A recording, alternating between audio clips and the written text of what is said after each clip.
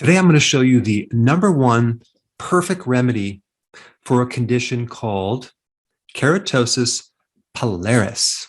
It's also known as chicken skin or strawberry skin because it gives you this kind of like a goose-like appearance, these little bumps on the back of your arm. It could be on the thigh, it could be on the face, but there's these little bumps that are red and a little bit swollen. And we're going to talk about the potential mechanism of what's behind that and then what to do about it. There's a really awesome remedy for this that you need to be aware of. Over 50% of the population has this condition. It's not dangerous. It's not acne, but it can give you a little clue on what's going on the inside of the body. I like to use symptoms, especially superficial things on the body, to kind of pull the string to see what's behind it versus just treating the symptom. And then the underlying cause is now camouflaged. And now you're dependent on this treatment that keeps treating the symptom over and over and over. So if you understand the mechanism, you can get rid of the cause, then it goes away. So what do they know about keratosis pilaris? They know it's an excessive amount of keratin growing on the surface of your skin, primarily in the area of your follicles. And there's these little plugs that become swollen and red, and you'll see them as tiny little red dots, and most commonly in the back of the arm right here. Now, a lot of teenagers have this. I remember I had it growing up. I had no idea what it was. At first I thought it was acne, but it's not acne. So I'm going to go through the kind of the mechanism of what's behind this, and then you can kind of isolate where your problem could be coming from, because there's multiple things that can trigger this condition. So the first thing is a vitamin A deficiency, okay?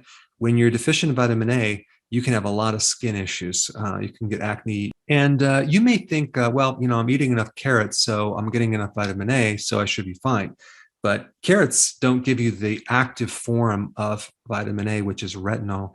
You get beta carotene, and it has to be converted into retinol at a very small percentage. So the best source of vitamin A is from things like beef liver, fish, eggs, butter. And so it's a fat-soluble vitamin that also helps you see in the dark. So if you're consuming those foods, you also may be deficient because of another reason. In order to absorb vitamin A, especially the active form, you need a good liver. So if there's a problem with your liver, let's say you have a fatty liver, or you had your gallbladder removed, or you have a gallbladder problem, or for some reason you have this gut issue, that you might be breaking down vitamin A, but further down in the digestive tract, you can't pull it in. It's called malabsorption.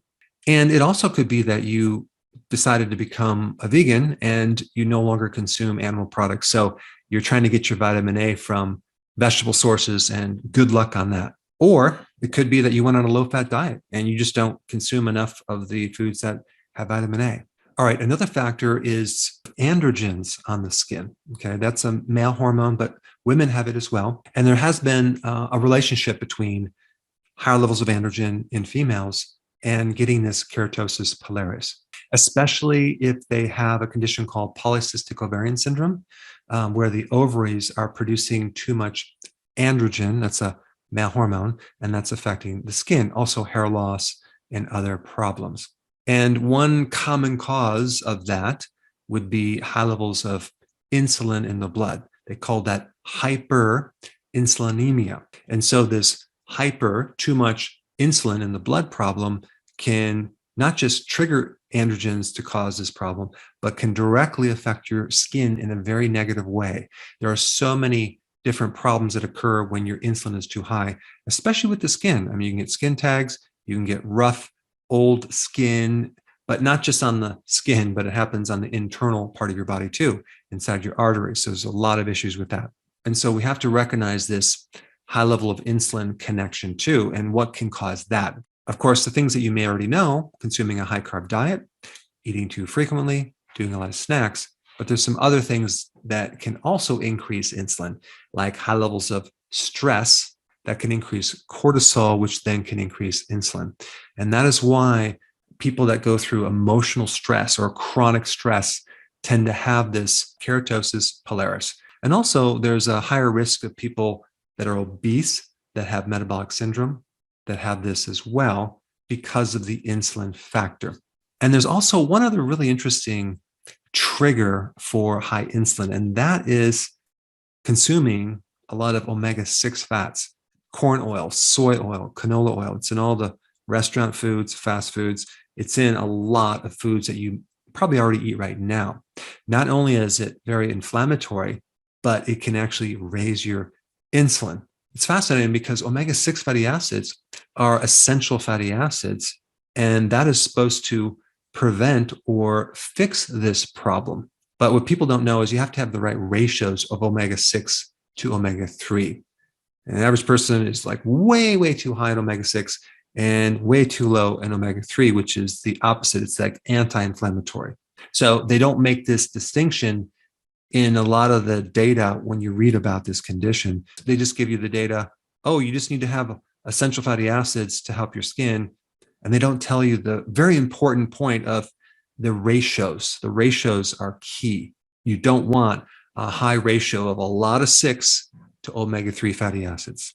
And keratosis pilaris has a bit of inflammation in it too. And so we don't want anything in our bodies that are creating more inflammation.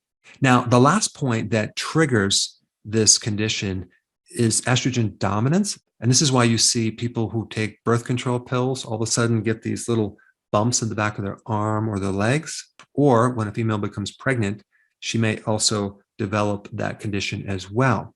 So estrogen can play a factor and cause this problem. So what is the perfect remedy? Okay, well, it would be something that combines all of these factors in one thing. Okay, and that thing is, you ready for this?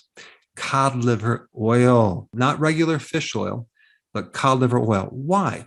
Because cod liver oil combines omega-3 fatty acids, okay, which will automatically help you lower the omega-6 ratios. Number 2, it's really good for your skin. 3, it's anti-inflammatory. 4, it helps your blood sugars, which means it helps reduce insulin. And another thing about cod liver oil is it has vitamin A. It's one of the best sources of vitamin A, which will help create a normal amount of keratin on the skin.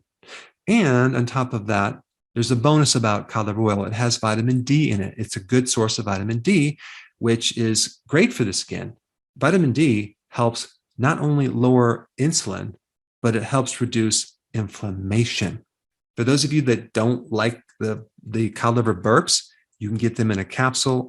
I'll put a link down below for more information on that. But somehow you need to find a high quality cod liver oil that you can use to reverse this condition. And also with your diet, make sure you correct some of these imbalances that we talked about, like really making sure you don't have all this omega-6 fats in your diet. Make sure you go on a low carb diet. Try like heck to manage your stress level and do things to improve your liver. But start doing cod liver oil, and you're going to notice within 2 to 3 weeks, it'll start to fade. It'll start to get better and better and better. Now, if you haven't seen my video on the benefits of cod liver oil, because there's a lot of other benefits, I put it right here. Check it out.